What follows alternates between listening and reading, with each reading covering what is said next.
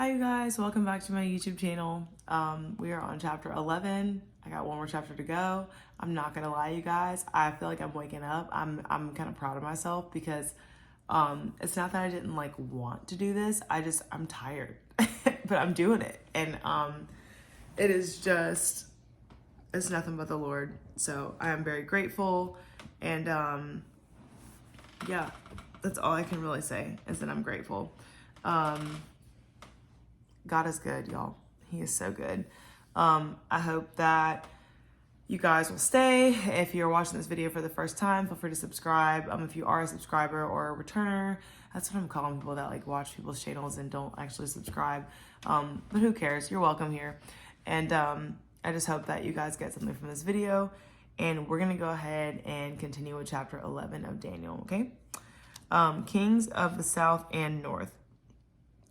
Now then, I will reveal the truth to you. 3 more Persian kings will reign, to be succeeded by a 4th, far richer than the others.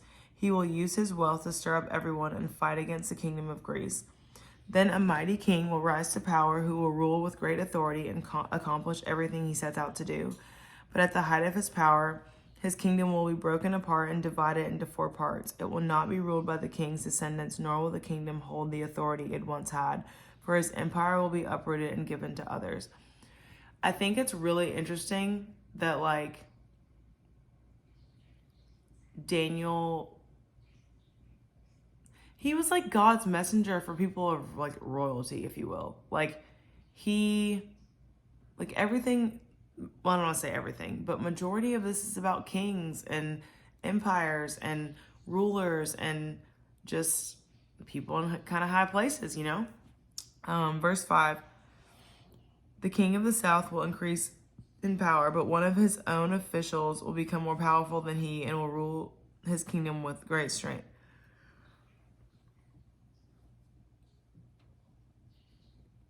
Okay. Some years later, an alliance will be formed between the kings of the north and the kings of the south. The daughter of the king of the south, will be given in marriage to the king of the north to secure the alliance, but she will lose her influence over him, and so will her father. She will be abandoned along with her supporters, but when one of her relatives becomes king of the south, he will raise an army and enter the fortress of the king of the north and defeat him. When he returns to Egypt, he will carry back their idols with him, along with priceless articles of gold and silver. For some years afterwards, he will leave the king of north alone. Later, the king of the north will invade the realm of the king of the south, but will soon return to his own land. However, the sons of the king of the north will assemble a mighty army that will advance like a flood and carry the battles as far as the enemy's fortress. Then, in a rage, the king of the south will rally against the vast forces assembled by the king of the north and will defeat them. After the enemy army is swept away, the king of the south will be filled with pride and will execute many thousands of his enemies. But his success will be short-lived. A few years later, the king of the north will return with a fully equipped army far greater than before. At that time, there will be a general uprising against the king of the south. Violent men among your own people will join them in fulfillment of this vision, but they will not succeed. Then the king of the north will come and lay siege to a fortified city and capture it. The best troops of the south will not be able to stand in the face of the onslaught. The king of the north will march onward unopposed. None will be able to stop him. He will pause in the glorious land of Israel, great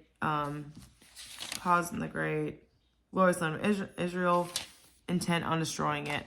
He will make plans to come with the might of his entire kingdom and will form an alliance with the king of the south.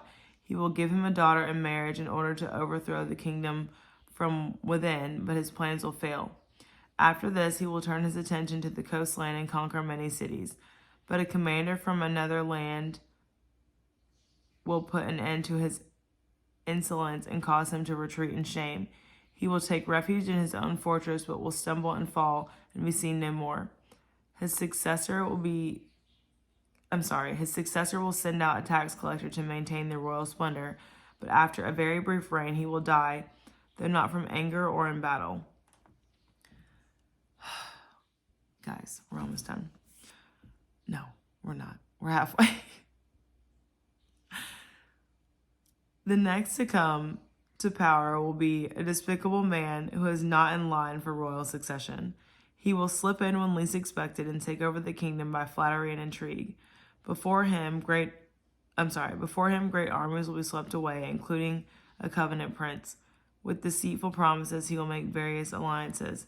He'll become strong despite having only a handful of followers.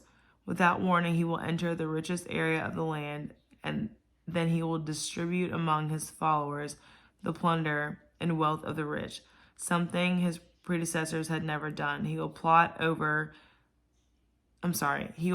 overthrow of strongholds, but this will last for only a short while. Then he will stir up his courage and raise a great army against the king of the south. The king of the south will go to battle with a mighty army, but to no avail. There will be plots against him, and many will be killed. Seeking nothing but each other's harm, these kings will plot against each other at the conference table, attempting to deceive each other, but it will make no difference, for the end will come at the appointed time. The king of the north will then return home with great riches. On the way he will set himself against the people of the Holy Covenant, doing much damage before continuing his journey.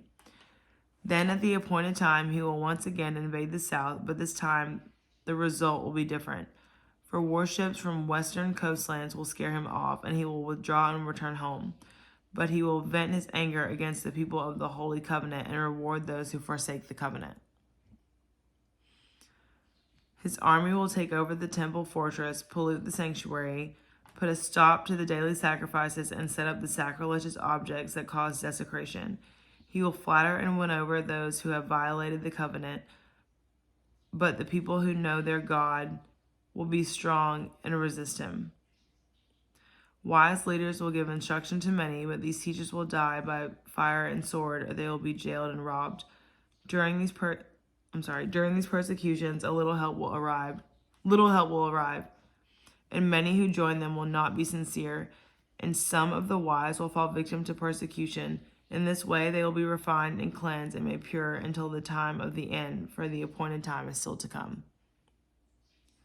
The king will do as he pleases, exalting himself and claiming to be greater than every god, even blaspheming the God of gods. He will succeed, but only until the time of wrath is completed, for what has been determined will surely take place. He will have no respect for the gods of his ancestors, and for the God loved by women, or for any other god. For he will boast that he is greater than them all, basically boasting in himself.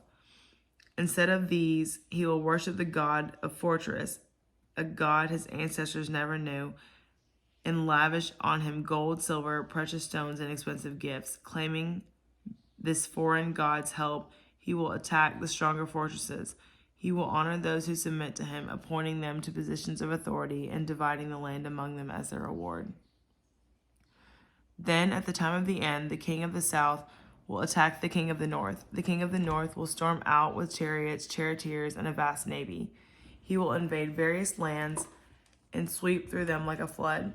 He will enter the glorious land of Israel, and many nations will fall, but Moab, Edom, and the best part of Ammon will escape. He will conquer many countries, and even Egypt will not escape. He will gain control over the gold, silver, and treasures of Egypt, and the Libyans and Ethiopians will be his servants. But then news from the east and the north will alarm him, and he will set out in great anger to destroy and obliterate many. He will stop between the glorious holy mountain and the sea, and will pitch his royal tents. But while he is there, his time will suddenly run out, and no one will help him.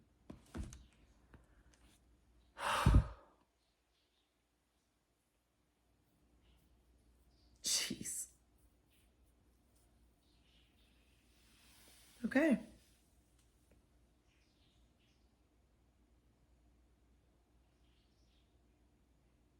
But while he is there, his time will suddenly run out, and no one will help him. What an ending.